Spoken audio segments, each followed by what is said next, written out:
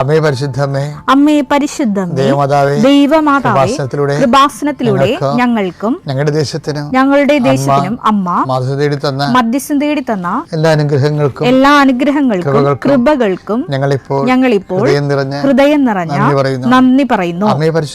അമ്മേ പരിശുദ്ധമേ, ദൈവമാതാവേ, 2004 ഡിസംബർ 7 ഉച്ചകഴിഞ്ഞ് 2:30 കൃപാസനത്തിൽ സംഭവിച്ച അമ്മയുടെ പ്രത്യക്ഷപ്പെടലിനെ കുറിച്ച് തിരുസഭയ്ക്ക് സമർപ്പിച്ചിരിക്കുന്ന പഠനരേഖകളുടെ മേൽ സഭാത്മകമായ പഠനം ആരംഭിക്കുവാൻ ഞങ്ങൾ പ്രാർത്ഥിക്കുന്നു. അമ്മേ പരിശുദ്ധമേ, ഭൂസ്വർലോകങ്ങളുടെ രാജ്ഞിയായ അങ്ങേയ്ക്ക് ഭൗമ സംരക്ഷണത്തിനായി പ്രപഞ്ചപ്രകൃതിയെ തന്നെ തിരുസഭ പ്രതിഷ്ഠിക്കുവാൻ ഈ പ്രത്യക്ഷീകരണ വഴി ഇടയാക്കണമേ.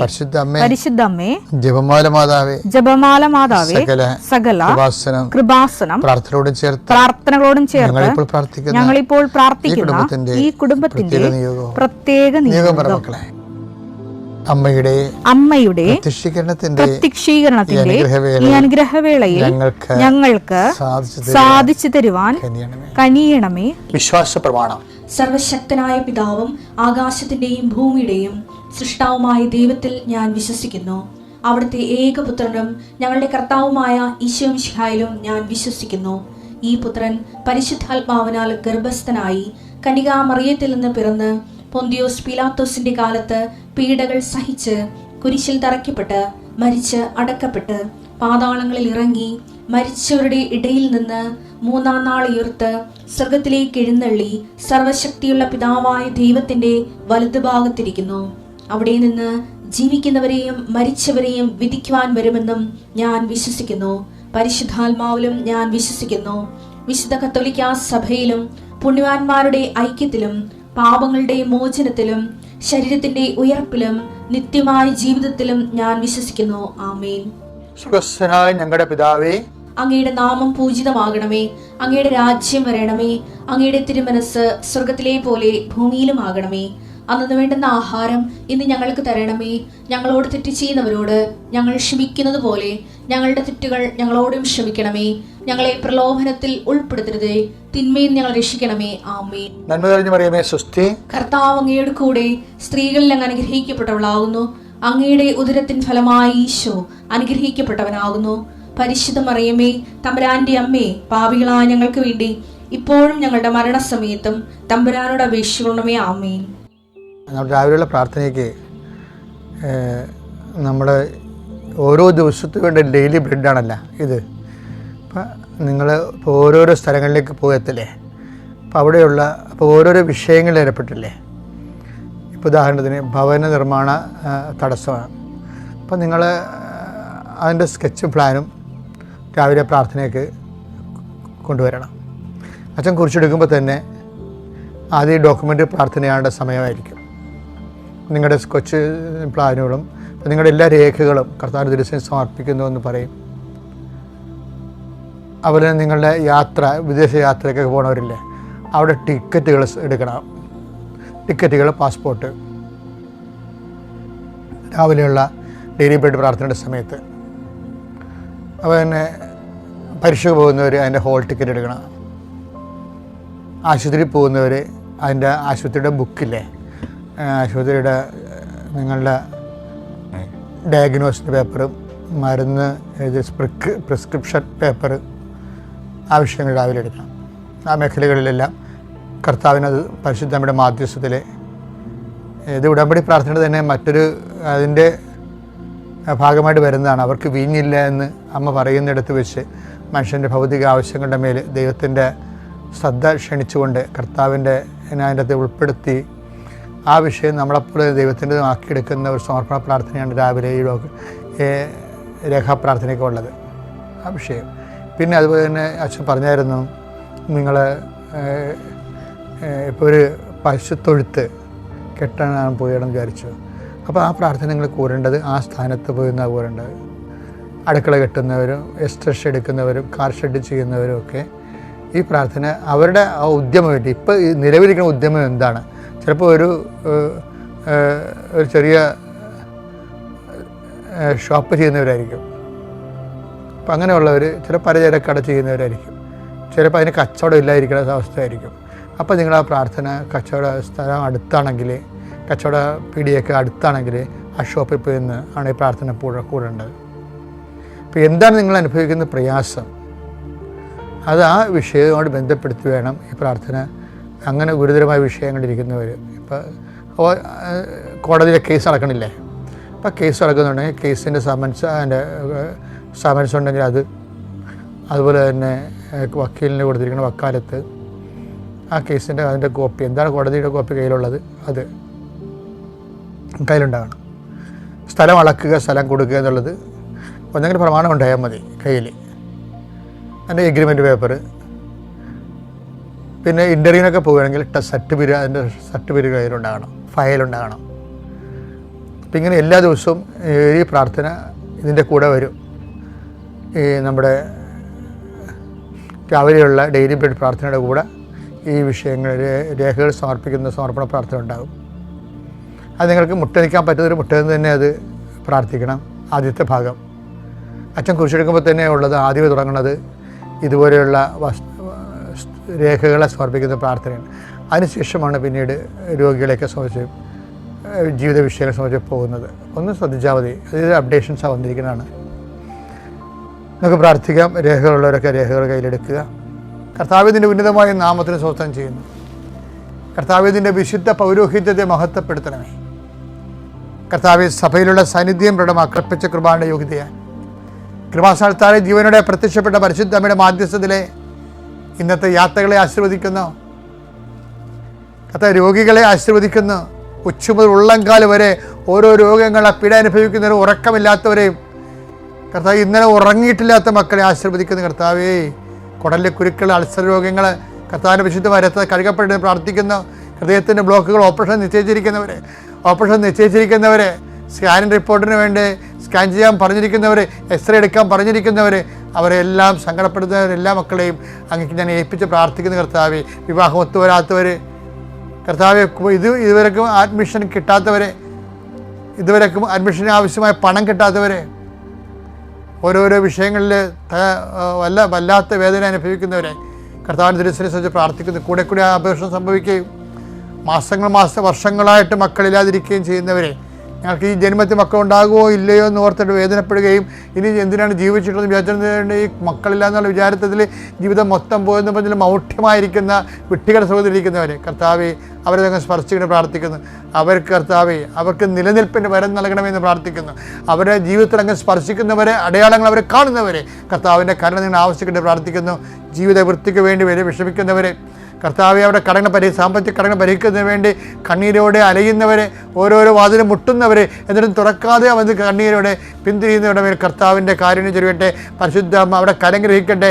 അവിടെ നീ നടക്കേണ്ട വഴി നിന്റെ മുഖത്ത് നോക്കിയാൽ ഉപദേശിക്കുന്ന നല്ല ദൈവത്തിൻ്റെ കരുണ നിന്നെ ആവശ്യിക്കുകയും നീ എന്തിനു വേണ്ടിയാണോ, ആരെക്കുറിച്ചാണോ, എന്തിനെക്കുറിച്ചാണോ നീ ആകുലപ്പെടുന്നത് ആ വിഷയം, അത് കേസായാലും മക്കളായാലും പരീക്ഷയായാലും പ്രാർത്ഥനയായാലും വിവാഹമായാലും ഭവനമായാലും ഭവനമില്ലാത്ത അവസ്ഥയായാലും എന്തെല്ലാം കാര്യങ്ങളെക്കുറിച്ചുകൊണ്ട് നീ വേദനിക്കുന്നുവോ ആ മേഖലകളിലെല്ലാം ഈ ദിവസം ദൈവത്തിൻ്റെ കരുണ ചൊരിയട്ടെ.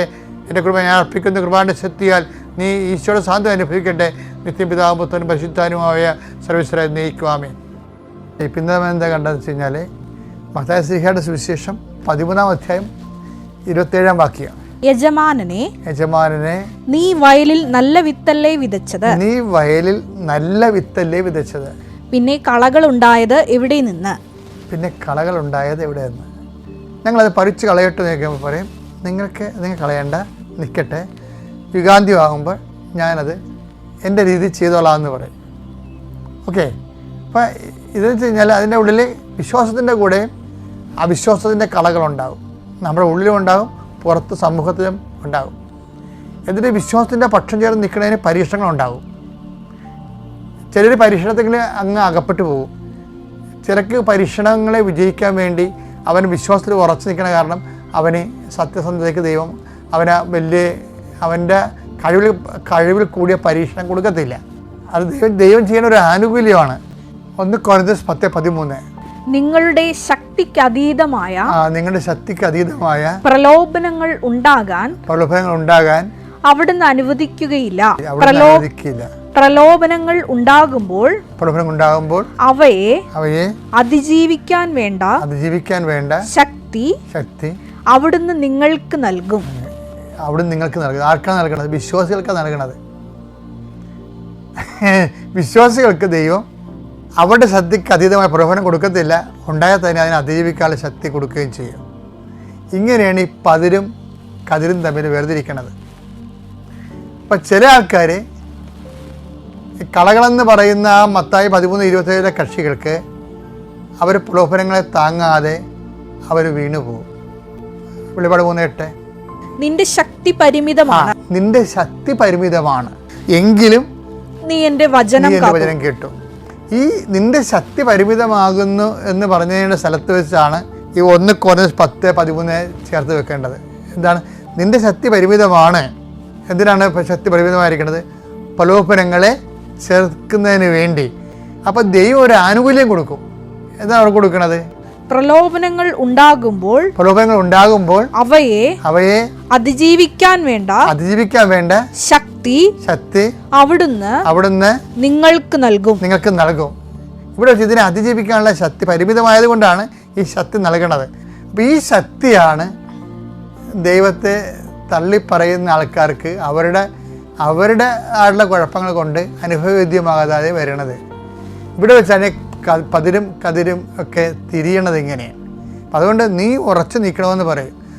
ഈ ഉറച്ചു നിൽക്കുന്നത് എന്തുകൊണ്ടായിരിക്കും? തീഷ്ണത കൊണ്ടായിരിക്കും, അല്ലേ?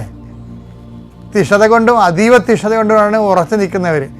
അപ്പം അതുകൊണ്ട് ഏലിയായാണ് തീഷ്ണതയുടെ വലിയ ആൾ.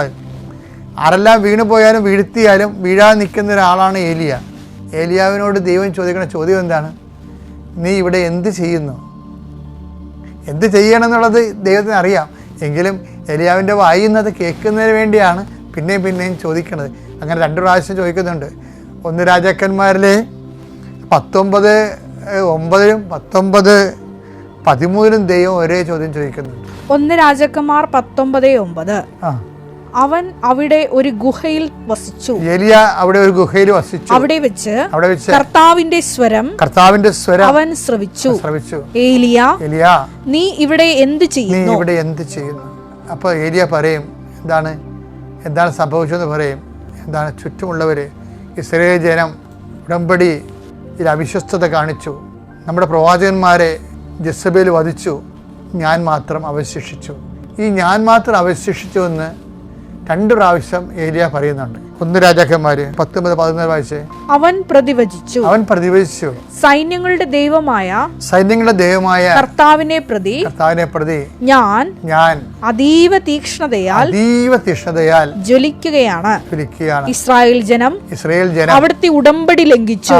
അതാണ് നമ്മുടെ നല്ല കാര്യങ്ങൾക്കെല്ലാം കൂടെ നിന്ന ചില ആൾക്കാരും നമുക്കൊരു മോശം ടൈം വരുമ്പോൾ അവരങ്ങനെ എന്താ ഞങ്ങളുടെ നിങ്ങട്ടെ എന്ന് ചോദിക്കത്തില്ലേ, അതുപോലെ ഓരോരുത്തരും പോകുന്നുണ്ട്. അതാണ് ഇത്രയും തീഷ്ണമായിട്ട് ഏലിയ പറയണത്. നീ ഇവിടെ എന്ത് ചെയ്യണമെന്ന് ചോദിക്കുമ്പോൾ പറയും, ഞാൻ എൻ്റെ ദൈവമായ കർത്താവിനെ കുറിച്ചുള്ള തീഷ്ണതയായി ജ്വലിക്കുകയാണ്. ഇസ്രായേൽ ജനം അങ്ങനെ ഉടമ്പടി ബ്രേക്ക് ചെയ്തു, വിശ്വസ്ത കാണും. പിന്നെ എന്താ പറയണത്? അവർ അങ്ങയുടെ ബലിപീഠങ്ങൾ തകർത്തു. അങ്ങയുടെ അവര് കുർബാന മുടക്കത്തില്ലേ? അതാണ് ഈ സംഭവം. നമുക്ക് എന്തെങ്കിലും നക്കാപ്പിച്ച് നമ്മൾ ചോദിച്ച കാര്യം ദൈവം തന്നില്ല എന്നുണ്ടെങ്കിൽ അപ്പോൾ നമ്മളൊന്ന് കുർബാന മുടക്കത്തില്ലേ? അപ്പോൾ ഒരുത്തൻ കുർബാന മുടക്കണ കാണുമ്പോൾ കൂടെ നിൽക്കണവനും മുടക്കും, ഒരുത്തൻ കുർബാന മുടക്കണ കാണുമ്പോൾ കൂടെ നിൽക്കണവനും മുടക്കും. അവർ തങ്ങളുടെ ബലിപീഠങ്ങൾ തകർത്തു. അങ്ങയുടെ പ്രവാചകന്മാരെ വാളിനിരയാക്കുകയും ചെയ്തു. നമ്മുടെ അച്ഛന്മാരൊക്കെ പള്ളിയിൽ വീട്ടിലിരുന്നുകൊണ്ട് എപ്പോഴും പള്ളി കമ്മിറ്റിയിലും മറ്റു സംഘടനകളൊക്കെ പ്രവർത്തിക്കുന്നവർ അവരുടെ കുഞ്ഞുമക്കളെ കേൾക്കുകയും പള്ളിയിൽ അച്ഛന്മാരെ കുറിച്ചൊക്കെ തോന്നിവാസങ്ങൾ പറയുകയില്ലേ. അവർ തങ്ങളുടെ പ്രവാചകന്മാരെ, അച്ഛന്മാരായാലും ശരി ആരായാലും ശരി, അവർക്ക് മാനുഷികമായിട്ട് ബലഹീനതയൊക്കെ ഉണ്ടാകാം. പക്ഷേ അതേസമയം തന്നെ സ്ഥിരമായിട്ട് അച്ഛന്മാരെ വിമർശിക്കുന്നവരുടെ കുടുംബങ്ങളിൽ നിന്ന് കൊടിയ നിരീശ്വരന്മാരുണ്ടാകും. നിങ്ങളുടെ മക്കളുടെ ഹൃദയത്തിൽ നിന്ന് പ്രഭു അങ്ങനെ നല്ല വിത്തല്ലേ വിതച്ചത്, കടകൾ എങ്ങനെ ഉണ്ടായി? ഇപ്പം ദൈവം വിതക്കുമ്പോൾ വീട്ടിലുള്ളവർ തന്നെ അത് എടുത്ത് മാറ്റും. ഇപ്പം കാറ്റഗിസത്തിൻ്റെ ദിവസങ്ങളിൽ കല്യാണത്തിന് മക്കളെയും പിടിച്ചുകൊണ്ട് പോകുന്ന അമ്മമാരില്ലേ, അപ്പോൾ അമ്മമാരുടെ മുമ്പിൽ പിള്ളേർക്ക് മനസ്സാകും കാറ്റഗിസത്തിന് വലിയ കാര്യമൊന്നുമില്ല, അമ്മയല്ലേ ദൈവം അവരുടെ. അപ്പോൾ അതുകൊണ്ട് അമ്മമാർ തന്നെ, ഇപ്പം നിങ്ങളെ മക്കൾ കഞ്ചാവാണ്, മക്കളെ പോലീസ് പിടിച്ചു, അവരൊന്നും ചെയ്തില്ല വെച്ചാൽ എന്നൊക്കെ പറഞ്ഞ് നിലയം പിടിച്ച് വരികയല്ലേ. അപ്പോഴൊക്കെ ഞാൻ അവരോട് ചോദിക്കും, നിങ്ങൾ നല്ല കാലത്ത് ഈ കുഞ്ഞുങ്ങൾക്ക് ദൈവപേടി കൊടുക്കാതെ അടിയന്തരത്തിന് അനിയത്തിലെ കല്യാണം മനസ്സമ്മതം എന്നൊക്കെ പറഞ്ഞുകൊണ്ട് മെക്കാനിസം മുടക്കി ഇതിനൊക്കെ വലിച്ചുകൊണ്ട് പോകണില്ലേ. അതിപ്പോൾ എന്ത് ചെയ്യും? ഇപ്പം അത് അന്ന് അവരുടെ ഉള്ളിൽ നിന്ന് ദൈവം നിങ്ങളെ എടുത്ത് കളഞ്ഞു. അത് ശത്രു ചെയ്ത പണിയാണെന്ന് കളകൾ വിതച്ചു. അതിനേക്കാൾ പ്രധാനപ്പെട്ടാണ് മനസ്സമ്മതം എന്ന് പറഞ്ഞുകൊണ്ട് വിളിച്ചുകൊണ്ട് പോകും. അപ്പം നമുക്കറിയത്തില്ല, പിന്നീട് ഇത് തിരിച്ചു വരും എല്ലാം കൂടി. അപ്പം നമ്മൾ താങ്ങത്തില്ല, ജയിലിൽ പോയി കാണേണ്ടി വരും. അതാണ് പ്രശ്നം. ആരും കുറ്റം പറഞ്ഞിട്ട് കാര്യമില്ല. അപ്പം അതുപോലെ തന്നെ എപ്പോഴും സന്ദേഹമാണ്. ഇപ്പം ഇങ്ങനെ വരുമ്പോൾ മറ്റുള്ളവരൊക്കെ ഇങ്ങനെ ചെയ്യുമ്പോൾ നമുക്കും അങ്ങനെ ചെയ്യാൻ തോന്നും. അതുകൊണ്ടാണ് ഈ ഏരിയ പ്രത്യേകം പറയണത്, ഇങ്ങനെയൊക്കെ സംഭവിച്ചു, ഇവിടെ നേരൊക്കെ പോയി, ഞാൻ മാത്രം അവശേഷിച്ചു. അപ്പോൾ ദൈവത്തിരുസന്നിധി ചിലപ്പോൾ 99 പോയെന്ന് വരും. അപ്പോഴും നീ മാത്രം അവശേഷിക്കാൻ വേണ്ടി നിനക്കും എനിക്കും വേണ്ടി എഴുതിയ സുവിശേഷമാണിത്. ഞാൻ മാത്രം അവശേഷിച്ചു. പ്രാർത്ഥിക്കുക, കർത്താവായ ദൈവമേ എല്ലാ തരത്തിലുള്ള പ്രലോഭനങ്ങളും ആത്മീയ വീഴ്ചകളും വിശ്വാസ തകർച്ചകളും സംഭവിക്കുമ്പോഴും ഏലിയായെ പോലെ വിശ്വാസത്തിന്റെ പേരിൽ ദൈവസ്നേഹത്തിന് വേണ്ടി നിലനിൽക്കുവാൻ അവശേഷിക്കുവാൻ എന്നെ അഭിഷേകം ചെയ്യണമേ. എൻ്റെ പേര് ദിവ്യ സന്തോഷ്, ഇതെൻ്റെ മകൻ സാവിയോ സന്തോഷ്. ഞങ്ങൾ വരുന്നത് ഇടുക്കി ജില്ലയിലെ സെല്ലിയാമ്പാറ സെൻറ്റ് മേരീസ് ദേവാലയത്തിൽ നിന്നാണ്. ഞാൻ ഉടമ്പടി എടുത്തത് 2024 സെപ്റ്റംബർ 21 യൂട്യൂബ് വഴി സാക്ഷ്യം കണ്ടതിനെ തുടർന്നാണ് ഞാനിവിടെ വന്ന് ഉടമ്പടി എടുത്തത്. എൻ്റെ മോന് ലഭിച്ച അത്ഭുതകരമായ രോഗസൗഖ്യത്തെക്കുറിച്ച് സാക്ഷ്യം പറയാനാണ് മെയിനായിട്ട് ഞങ്ങളിവിടെ നിൽക്കുന്നത്. എൻ്റെ മോന് അഡിനോയിഡ് ഉണ്ടായിരുന്നു, അതുപോലെ തന്നെ ജനനേന്ദ്രിയത്തിന് പ്രശ്നമുണ്ടായിരുന്നു. 3-4 വർഷങ്ങളായിട്ട് അതിൻ്റെ ട്രീറ്റ്മെൻറ്റ് ചെയ്യുന്നുണ്ടായിരുന്നു, പൂർണ്ണമായിട്ട് മാറുന്നില്ലായിരുന്നു. ജനനേന്ദ്രിയത്തിന് വേദന വരുമ്പോൾ അവന് തലകറക്കം ഉണ്ടാകുമായിരുന്നു, മൂക്കിന് ഇടയ്ക്ക് ശ്വാസം കിട്ടാതെ വരുമായിരുന്നു, പൂർണ്ണമായിട്ടും ശ്വാസം എടുക്കാൻ പറ്റിയിരുന്നില്ല. കഴിഞ്ഞ മാസം ജനുവരി 9 ഞാൻ ഇവിടെ പുതുക്കാൻ വരുന്നതിന് മുമ്പായി ഇത് രണ്ടും ശക്തമായിട്ട് ഇവന് കൂടി. അപ്പം ഞാൻ അന്ന് വരുമ്പോൾ ഇവനെയും കൂടി കൊണ്ടുവരണമെന്ന് എനിക്ക് തോന്നി. അങ്ങനെ ഞാൻ പോകുന്നപ്പോൾ ഇവനെയും കൂടി ഇവിടെ കൊണ്ടുവന്നു. അച്ഛൻ്റെ ബ്ലെസ്സിങ് കിട്ടാനുള്ള ഭാഗ്യം ഉണ്ടായി. അത് കഴിഞ്ഞ് അച്ഛൻ തൈലം തൊട്ട് പ്രാർത്ഥിക്കാൻ വേണ്ടി തന്നു. അത് ബാത്റൂമിൽ പോയി ജനനേന്ദ്രിയത്തിൽ ഇവൻ്റെ ജനനേന്ദ്രിയത്തിൽ കുരിശ് വരച്ച് പ്രാർത്ഥിച്ചു. അത് കഴിഞ്ഞ് ഞങ്ങൾ നേർച്ച വസ്തുക്കൾ വാങ്ങിക്കാൻ നിൽക്കുമ്പോൾ ഞാൻ ഇവനോട് ചോദിച്ചു, മൂക്ക് ഓപ്പണായെന്ന് പറഞ്ഞു. അപ്പോൾ ഇവൻ എന്നോട് പറഞ്ഞു, അമ്മ എനിക്കൊരു കീ ചെയിൻ വാങ്ങിച്ചു തരുമോ എന്ന് ചോദിച്ചു. അപ്പോൾ ഇവന് വീട്ടിലെ തെർമോക്കോളും കൊണ്ട് അൽത്താര പോലെ സെറ്റ് ചെയ്തിട്ട് അതിൽ രൂപങ്ങൾ പറക്കി വെക്കുമായിരുന്നു. അപ്പോൾ അവിടെ അവന് തൂക്കിയിടാനാന്ന് എന്നോട് പറഞ്ഞു. ഞാനത് വലിയ കാര്യമായിട്ട് എടുത്തില്ല. ഞാൻ പറഞ്ഞു പിന്നെ പുറത്തുനിന്ന് വാങ്ങിച്ചു തരാം, അങ്ങനെയൊക്കെ ഞാൻ പറഞ്ഞു. അത് കഴിഞ്ഞ് ഞാൻ പോകാൻ വേണ്ടി നിൽക്കുമ്പോൾ ഈ കൃപാസന മാതാവിൻ്റെ മുഖഭാവില്ലേ അതുപോലുള്ളൊരു ചേച്ചി ഞങ്ങളുടെ അടുത്ത് വന്നു. ചേച്ചി എന്ന് പറഞ്ഞാൽ ഒരു 35 വയസ്സിൽ താഴെ പ്രായം കാണുള്ളൂ. അപ്പോൾ എൻ്റെ അടുത്ത് വന്നിട്ട് ചോദിച്ചു, കീ ചെയിൻ വാങ്ങിച്ചോ എന്ന് ചോദിച്ചു. അപ്പോൾ ഞാൻ പെട്ടെന്ന് അതിശയിച്ചത് ആരാ, എനിക്കൊന്നും മനസ്സിലായില്ല. ഞാൻ പിന്നെ ഓർത്ത് എൻ്റെ തൊട്ട് പുറകെ നിന്ന് അങ്ങനെ കേട്ടതായിരിക്കും എന്ന് വിചാരിച്ചു. അപ്പം ഞാൻ പറഞ്ഞു വാങ്ങിച്ചില്ല എന്ന് പറഞ്ഞു. എന്നോട് പറഞ്ഞു, നിങ്ങൾക്കൊരു കീ ചെയിൻ വാങ്ങിച്ചു തരാൻ എനിക്ക് തോന്നുവാന്ന് പറഞ്ഞു. ഭയങ്കര കൃപയാട്ടോ ആ ചേച്ചിയുടെ മുഖത്ത്, ഭയങ്കര സൗമ്യതയാണ്, പഞ്ചപാവമാണ്. അപ്പം ഞാൻ പറഞ്ഞു വേണ്ട, എൻ്റെ കയ്യിൽ പൈസയുണ്ട്, ഞാൻ വാങ്ങിച്ചോളാം, അത് ഏത് പാവങ്ങൾക്ക് കൊടുത്തേരെ, ഞാൻ ഇപ്പോൾ വേണമെങ്കിൽ വാങ്ങിച്ചോളാം എന്ന് പറഞ്ഞു. അപ്പോൾ എന്നോട് പറഞ്ഞു, ഞാൻ ഇങ്ങനെ കൊണ്ടുവന്ന് തന്നിട്ട് നിങ്ങൾ വാങ്ങിച്ചില്ലെങ്കിൽ എനിക്ക് വിഷമമാകുമെന്ന് പറഞ്ഞു. അപ്പോൾ പിന്നെ ഞാൻ ഒന്നും പറഞ്ഞില്ല കേട്ടോ. ഞാനും ഒന്ന് ഉടമ്പടി പുതുക്കിയിട്ട് നിൽക്കുവാണെങ്കിൽ ഒന്നും മിണ്ടിയില്ല. പെട്ടെന്ന് എൻ്റെ മുമ്പിലേക്ക് കയറി നിന്നു. ശരിക്കും അധികാരത്തോടു കൂടിയുള്ള പെരുമാറ്റമായിട്ടാണ് ഞങ്ങൾക്ക് തോന്നിയത്. എൻ്റെ മുമ്പിൽ കയറി നിന്ന് വെച്ചിട്ട് മോനോട് കുനിഞ്ഞ് ചോദിച്ചു, മോന് വേണോന്ന് ചോദിച്ചു. അപ്പോൾ ഇവനോട് നേരത്തെ മുതൽ പറഞ്ഞു പഠിപ്പിച്ചേക്കുന്ന പരിചയമില്ലാത്തവർ ആരെന്ത് തന്നാലും അങ്ങനെ വാങ്ങിക്കാനൊന്നും പോകണ്ട, ഇവൻ്റെ മനസ്സിൽ എന്തെങ്കിലും ആഗ്രഹം കൊണ്ട് അത് ഒതുക്കി മനസ്സിൽ തന്നെ വെക്കാറേ ഉള്ളൂ, എല്ലാം സാധിച്ചു കൊടുക്കാനൊന്നും നമ്മളെ കൊണ്ട് സാധിച്ചിട്ടില്ല. അപ്പോൾ ഇവൻ പറഞ്ഞു വേണ്ടാന്ന് പറഞ്ഞു. അപ്പോൾ പറഞ്ഞു അങ്ങനെ പറയല്ലടാ കണ്ണാന്ന് പറഞ്ഞ് വലത് കൈ കൊണ്ട് ഈ കീ ചെയിന് ഇവൻ്റെ ഈ വലത് പോക്കറ്റിലിട്ട് കൊടുത്തു. ഇവൻ ഈ സൈഡിലാണ് നിൽക്കുന്നത്, ഈ അമ്മ ഈ സൈഡിൽ നിൽക്കുന്നു. സ്വാഭാവികമായിട്ട് ഈ വലത് കൈ കൊണ്ട് ഇടത് പോക്കറ്റിലിടാനേ നമുക്ക് തോന്നുള്ളൂ. പക്ഷെ അങ്ങനെയല്ല ചെയ്തത്. അത് കഴിഞ്ഞിട്ട് അതിന് തൊട്ട് മുമ്പ് തന്നെ ഇവനോട് ചോദിച്ചു, മോൻ ഇതിൽ ഏത് കീച്ചേനാണ് ഇഷ്ടമെന്ന്. അപ്പോൾ ഇവനൊന്നും മിണ്ടിയില്ല. അപ്പോഴാണ് പറഞ്ഞത്, എനിക്ക് മോൻ ഈ കീച്ചേൻ തരാനാണ് ഇഷ്ടമെന്നും പറഞ്ഞ് ഈ കീച്ചേൻ ഇട്ട് കൊടുത്തു. ആ കയ്യിൽ 2 കീച്ചേൻ തൂക്കിയിട്ടിട്ടുണ്ടായിരുന്നു, അതിലൊന്ന് ഇതാ ഇട്ട് കൊടുത്തു. അപ്പം ഞാൻ ഓർത്തു ഇത് കഴിഞ്ഞിട്ട് അങ്ങ് പോകുമായിരിക്കും, ഉടമ്പടി എടുത്ത് ഇങ്ങനെ കൃപയിൽ നിൽക്കുന്ന ഏതെങ്കിലും ഒരു വ്യക്തി ആയിരിക്കും എന്നാണ് ഞാൻ അത്രയും നേരം വിചാരിച്ചുകൊണ്ടിരുന്നത്. അപ്പോൾ അത് കഴിഞ്ഞിട്ട് അങ്ങ് മാറി നിന്നേച്ചിട്ട് പിന്നെയും തിരിഞ്ഞ് അവിടെ തന്നെ നിന്നു. എന്നിട്ട് പറഞ്ഞു, മോനെ ഞാൻ ക്യൂവിലുണ്ടായിരുന്നു കേട്ടോ, ഞാൻ മോന് വേണ്ടിയിട്ട് പ്രാർത്ഥിക്കുമായിരുന്നു, മോൻ്റെ അസുഖങ്ങളൊക്കെ മാറിക്കോളൂ കേട്ടോ എന്ന് പറഞ്ഞു. എന്ന് വെച്ചിട്ട് അങ്ങ് നടന്നു പോയി കേട്ടോ. അപ്പം എനിക്ക് അപ്പം ആകെ മൊത്തം എൻ്റെ തലയ്ക്ക് കിട്ടുന്നത്, വേഗം പൊക്കോ, പോയി ആ വാതിലില്ലേ നേർച്ച വസ്തുക്കളൊക്കെ വാങ്ങിച്ച് നമ്മൾ ഇറങ്ങുന്ന ആ വാതിൽ, അവിടെ ചെന്ന് നോക്കി നിന്നോളാൻ. അപ്പം ഞാൻ ഇവനെയും വിളിച്ചുകൊണ്ട് അങ്ങോട്ട് ചെന്നു. അവിടെ ചെന്ന് നിന്നപ്പം ഈ അമ്മ കുറേ നടന്നങ്ങ് പോകുന്നോടും കണ്ടു. ആ സമയത്ത് തന്നെ ഒരു സെൻറ്റ് നല്ല സുഗന്ധം ഫീൽ ചെയ്തു കേട്ടോ. അപ്പം ഞാൻ ഓർത്തു ഇവിടെ വന്നിട്ട് പോകുമ്പോൾ അമ്മ നമ്മളെ സ്വീകരിക്കുന്നതായിരിക്കുമെന്ന്. ആ സെൻറ്റിൻ്റെ സ്മെല്ല് തന്നെ ഞാൻ രണ്ടാമത് ഇവിടെ പുതുക്കാൻ വന്നപ്പോൾ നമ്മുടെ ഇവിടെ സമയ ഘടികാരം നെഞ്ചിലേറ്റി അമ്മയുടെ ഫോട്ടോ ഉണ്ടല്ലോ, അവിടെ നിന്നപ്പോൾ അതുപോലെ സുഗന്ധം അനുഭവപ്പെട്ടായിരുന്നു. അപ്പം ഞാൻ എൻ്റെ അടുത്ത് നിന്ന് ചേച്ചിയോട് ചോദിച്ചു, ചേച്ചിക്ക് ഇങ്ങനെ സുഗന്ധം അനുഭവപ്പെടുന്നുണ്ടോ? അപ്പോൾ ആ ചേച്ചി എന്നോട് പറഞ്ഞു, കൊച്ചു പറഞ്ഞപ്പോൾ എനിക്ക് അനുഭവപ്പെട്ടു, മാതാവ് നമ്മളെ അനുഗ്രഹിക്കുന്ന ആട്ടോ എന്ന് പറഞ്ഞു. അപ്പം ഞാൻ പറഞ്ഞു, കൊച്ചു വിഷമിക്കേണ്ട, ഞാൻ വേറെ ഒരെണ്ണം വാങ്ങിച്ചു തന്നോളാം, നമുക്കിത് വേറെ ആർക്കെങ്കിലും കൊടുക്കാമെന്ന് പറഞ്ഞു.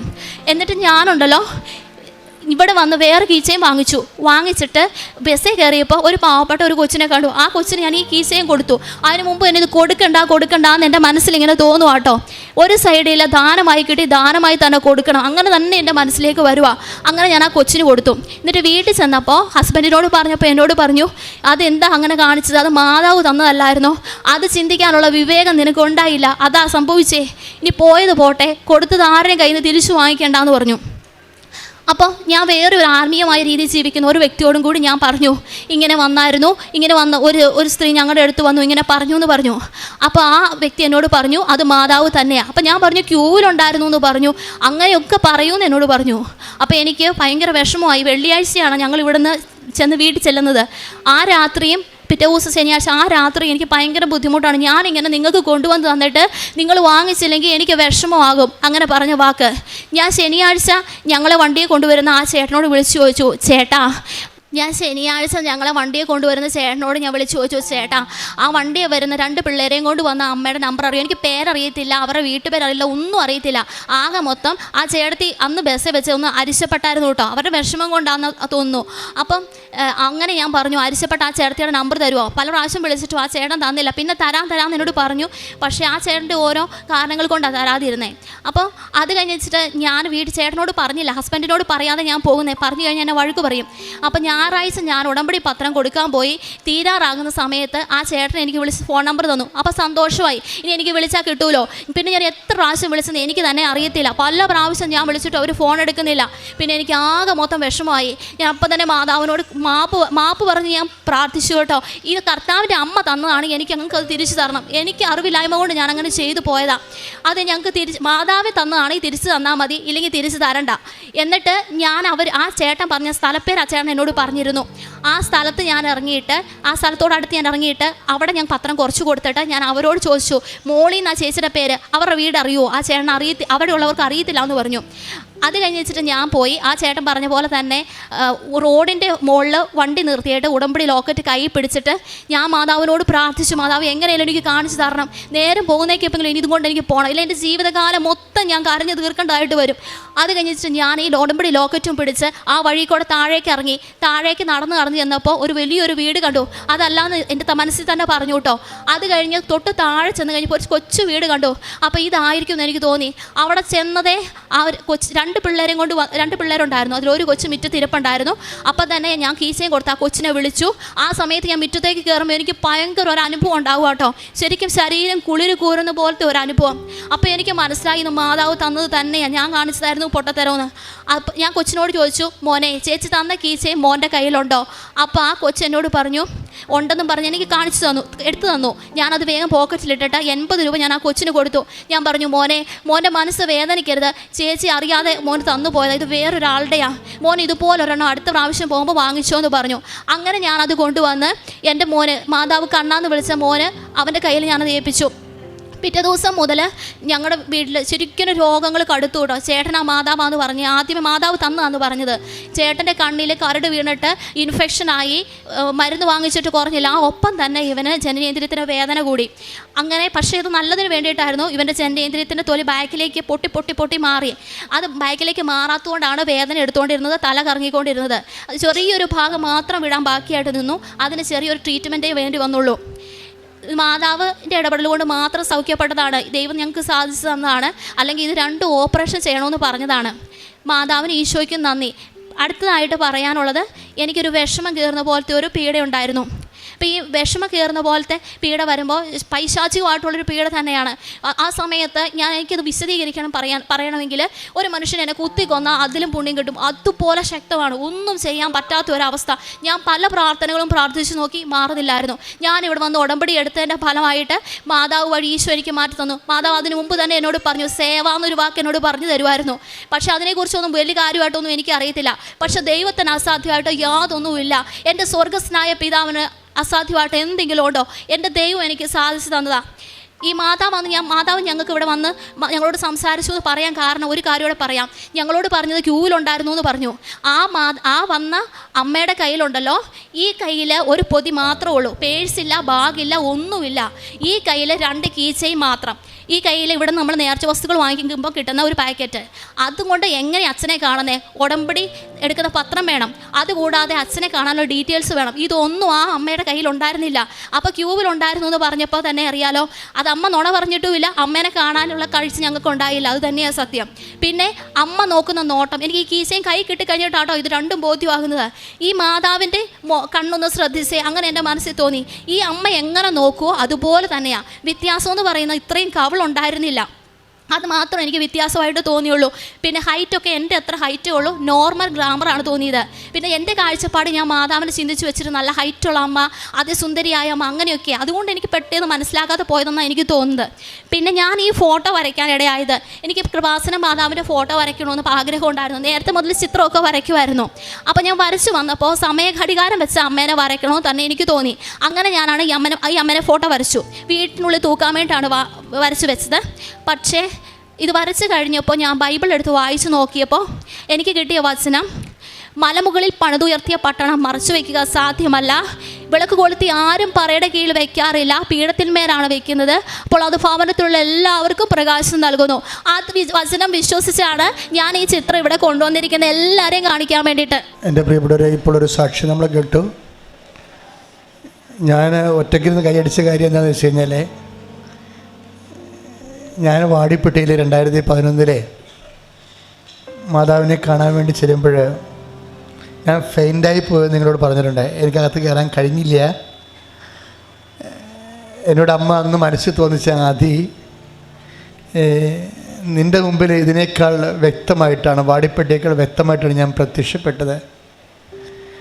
എന്നിട്ട് നീ ഈ 2004 തൊട്ട് 2011 വരെ ഈ വിഷയത്തിലൊന്നും ചെയ്തില്ല. അപ്പോൾ എൻ്റെ മനസ്സിൽ ഞാൻ അമ്മയോട് പറഞ്ഞു, എനിക്ക് പേടിയായിട്ടാണ്. ഇങ്ങനെ മാതാവ് പ്രത്യക്ഷപ്പെട്ടെന്നൊക്കെ പറഞ്ഞാൽ ആൾക്കാരെ പറ്റിച്ച് ധ്യാനകേന്ദ്രത്തിൽ ആളെ കൂട്ടാൻ വേണ്ടിയാണെന്ന് സഭ വിചാരിക്കും. പിന്നെ സഭയിൽ നിന്ന് സസ്പെൻഷനൊക്കെ ഉണ്ടാകും. അതുകൊണ്ട് ഞാൻ പറയാതിരുന്നതാണെന്ന് അമ്മയോട് പറഞ്ഞു.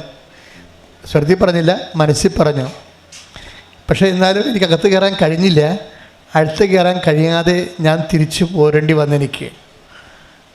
വിജയകുമാറിന് ഞാൻ 1000 രൂപ കൊടുത്തിട്ട് എനിക്ക് വേണ്ടി നേർച്ചയിടാൻ പറഞ്ഞു. അതിന് വിജയകുമാർ സാക്ഷിയാണ്. ഞാൻ തിരിച്ചു പോരുമ്പോൾ വണ്ടിയിൽ കയറുമ്പോൾ അമ്മ എനിക്ക് പ്രത്യക്ഷീകരണ പ്രാർത്ഥന തന്നു. ആദ്യത്തെ പ്രത്യക്ഷീകരണ പ്രാർത്ഥന. അമ്മ ആഗ്രഹിക്കുന്ന കൃപാവര പദ്ധതി കൃപാസനത്തിൽ ഞങ്ങളുടെ കുടുംബം നിറവേറാൻ ഇടയാക്കണമെന്നാണ് ആ പ്രത്യക്ഷീകരണ പ്രാർത്ഥന ഉണ്ടായിരുന്നത്. അപ്പോൾ അന്ന് ജോമോൾ സിസ്റ്റർ ഇവിടെ ഉണ്ട്. അവർ ജസ്റ്റ് വന്നൊരു കാലമായിരുന്നു. അപ്പോൾ ഇവരുടെ ഒരു സാധാരണ ആധ്യാത്മിക വിഷയങ്ങളൊക്കെ എഴുതുകയും കമ്മ്യൂണിക്കേറ്റ് ചെയ്യണതും ഇവരായിരുന്നു ഇവിടുത്തെ സെക്രട്ടറി, ലൈബ്രറിയുടെ സെക്രട്ടറി, കൾച്ചറൽ സെക്രട്ടറിയൊക്കെ. അപ്പോൾ ഞാൻ ജോൺ മിസ്റ്റേഴ്സിനോട് പറഞ്ഞു, ഇങ്ങനെ ഒരു സംഭവം നടന്നു വാടിപ്പെട്ടിയിൽ. അപ്പോൾ എന്നോട് ചോദിച്ചു, മെസ്സേജ് എടുത്തില്ലേ ബൈബിള്? ഞാൻ പറഞ്ഞു മെസ്സേജ് എടുത്തു. അപ്പോൾ എന്നോട് ചോദിച്ചു, എന്ത് മെസ്സേജ് കിട്ടി? അപ്പോൾ ഞാൻ പറഞ്ഞു, വിളക്ക് കൊളുത്തി ആരും പറയുടെ അടിയിൽ വെക്കാറില്ല, അത് ദീപപീഠത്തിന്മേലാണ് വെക്കണതെന്ന് അമ്മ പറഞ്ഞെന്ന് പറഞ്ഞ്. ഇപ്പം വീണ്ടും അമ്മ അത് തന്നെയാണ് ഇവരിലൂടെ സന്ദേശം തരണത്. ഇത് ദീപപീഠത്തിൽ വെക്കാനുള്ളതാണ്. എല്ലാ മനുഷ്യരും അറിയണം, ദൈവത്തിൻ്റെ തിരുമനസ് നിറവേറണം. ഉടമ്പടി എടുക്കുന്നവരെല്ലാം തങ്ങളുടെ വിശ്വാസം ദീപപീഠത്തിന്മേൽ വെക്കണം, അല്ലാതെ താഴെ വെക്കുകയോ മൂടി വെക്കുകയോ ചെയ്യരുത്. വിശ്വാസം ഏറ്റുപറയാനും പ്രത്യക്ഷീകരണം ഏറ്റുപറയാനും അതിലൂടെ ദൈവത്തിൻ്റെ പദ്ധതി ലോകത്തിന് കൈമാറാൻ വേണ്ടിയുള്ള ദൈവിക സ്വർഗീയ നടപടിയായിട്ടാണ് അമ്മ നമുക്ക് ഉടമ്പടി തന്നത്. അപ്പോൾ ഉടമ്പടി എടുക്കുന്ന ആൾക്കാർ നിങ്ങളുടെ സ്വകാര്യമായ ജീവിത പ്രശ്നങ്ങളിലേക്ക് കുടുങ്ങിപ്പോരുത്. അത് ഓട്ടോമാറ്റിക്കായിട്ട് നടക്കും. പക്ഷെ നിങ്ങൾ ചെയ്യേണ്ടത് വിശ്വാസം ദീപപീഠത്തിൽ വെച്ചുകൊണ്ട് 10 മനുഷ്യരുടെ മുമ്പിൽ ഈ പ്രത്യക്ഷീകരണത്തിൻ്റെ അക്രൈസ്തവ സഹോദരങ്ങൾക്ക് സാക്ഷ്യം പറയുമ്പോൾ അവർ പ്രത്യേകം പറയും, അമ്മ എന്നെ പ്രത്യക്ഷീകരണത്തിൻ്റെ സാക്ഷിയാക്കിയെന്ന്. അവർക്ക് ബോധമുണ്ട് അതിനെക്കുറിച്ച് എന്താണ് നടക്കുന്നത് കൃപാസനത്തിലെ. ഇതൊരു ധ്യാന കേന്ദ്രമൊന്നുമല്ല, മറിച്ച് ദൈവിക പ്രത്യക്ഷപ്പെടലിന് സ്വർഗീയമായ ഒരു ലക്ഷ്യമുണ്ട്. അത് ലോകം മുഴുവൻ അറിയേണ്ടതാണ്. അങ്ങനെ അറിയിക്കാൻ വേണ്ടിയാണ് നമ്മൾ ദൈവമായിട്ട് ഉടമ്പടി ചെയ്യണതെന്നുള്ള ബോധ്യം വീണ്ടും അമ്മ അരക്കിട്ട് ഉറപ്പിക്കുകയാണ്.